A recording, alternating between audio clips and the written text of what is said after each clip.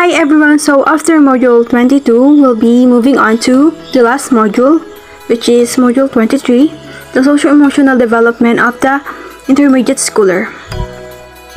When we talk about socio-emotional, this is the child experience and how they manage their emotion in building harmonious and positive relationship to others.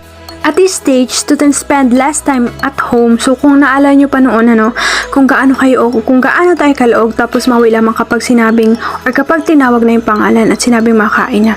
O di kaya kapag narinig mo yung galit na boses ng nanay o mama mo.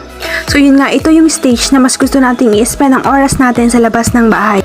Children at this stage, they can now describe internal and psychological traits. Ito yung traits na nararamdaman at na-observe natin. And most likely control the social comparison. When we say social comparison is ito yung stage na lagi natin kinukumpare yung sarili natin or sarili ng mga intermediate sa ibang tao, lalo na sa mga kaedaran nila. But remember, social comparison have negative and positive impact. Perspective taking. When we say perspective taking is seeing the viewpoint of others that you don't necessarily agree to the thoughts and beliefs of others, and here we understand their thoughts, beliefs, and emotion. Next, enable us to give importance to social attitude and behavior. Again, hindi agad natin ito hinuhusgahan. Iniintindi natin kung bakit ganun yung behavior na pinapakita ng isang tao. And perspective taking increase skepticism of other claim. When we say skepticism is ito yung doubt.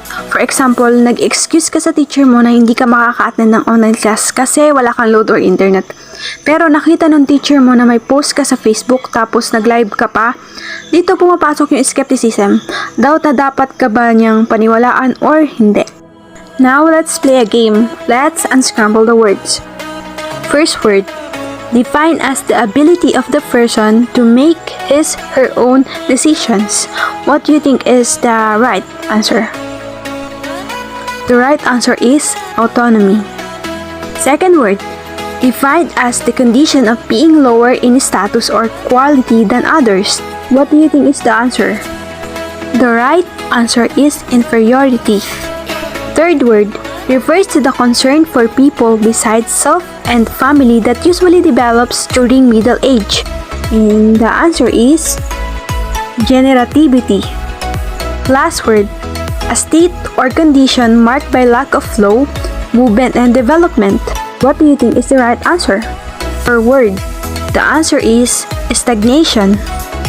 The words we unscrambled are connected to the topic that we are going to discuss today. There is a theorist who contributed to socio-emotional development, and that is Erik Erikson. He is a stage theorist who took Freud's controversial psychosexual theory and modified it into an 8-stage psychosocial theory of development. There are 8 stages, and if you can still remember, we actually made our own life story using stages of psychosocial. The first one is trust versus mistrust from birth to 1.5 years. And the characteristic of this stage is sense of trust.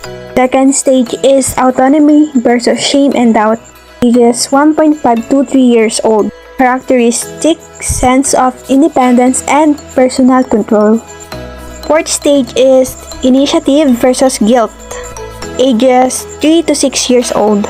Characteristic exert more control over their choices. Fourth stage is industry versus inferiority. Ages to 6 to 12 years old. Characteristic is sense of personal pride and accomplishment. Identity versus confusion. Ages 12 to 18 years old. Characteristics, sense of fidelity. So ito yung stage na kung saan tatanong tayo kung sino ba talaga tayo. Who am I and what is my position or place in this society? Intimacy versus isolation. Ages 18 to 25 years old. Characteristics, forging healthy relationships with others. So ito naman yung stage na gusto natin makapag-build ng magandang relationship sa ibang tao at ayaw natin yung feeling na na-isolate tayo, yung parang alone tayo. Generativity versus stagnation. Ages 25 to 40 years old. Characteristics concerned with contributing something in society. Ito yung stage na kung saan concerned tayo o nag-focus tayo sa kung ano yung gusto o kung ano yung pwede natin i-contribute sa pamilya natin. Kung ano yung pwedeng maitulong sa pamilya natin as a community. When we say stagnation, yun yung wala kang ginagawa sa buhay mo or wala kang ambag sa community mo. Yung chill ka lang or okay lang sa iyo kahit wala kang ginagawa. And lastly, integrity versus despair. Ages 65 years and above. Characteristics reflecting back on life. So, ito na yung last stage ni Erickson ng theory niya. Ito yung stage na tapos na ages reflecting kung ano man yung mga nagawa mo sa past at kung ano man yung mga hindi. Emotional development. Show improved emotional understanding. So, ito yung nagpapakita ng improvement ng emotional understanding o di kaya mas nagiging intindihan tayo sa nararamdaman ng ibang tao. Increased understanding that more than one emotion can be experienced in a single experience and show greater ability to show concealed emotions. Ito yung na-handle natin yung emotions natin sa isang scenario or situation. For example, kinakailangan ng magulang mo na magpunta sa ibang bansa. Pwede mo maramdaman na masaya ka kasi naiisip mo na sa wakas makakaauna rin kayo sa hirap, but at the same time malungkot kasi mapapalayo ka sa magulang mo. Last is utilize ways to redirect feelings and capacity for genuine empathy. So ito yung we need ways na to change feelings for genuine. When we say genuine, for example, is nag-failed yung kaibigan mo sa isang exam nyo and as a friend, ay dadamayan mo siya. So, magpapakita to ng genuine empathy. Emotional intelligence has 4 areas. First, developing self-awareness, or the child's ability to identify and understand their own feelings. Second is reading emotions or perspective taking. This is a child's ability to accurately read and comprehend emotional states in others.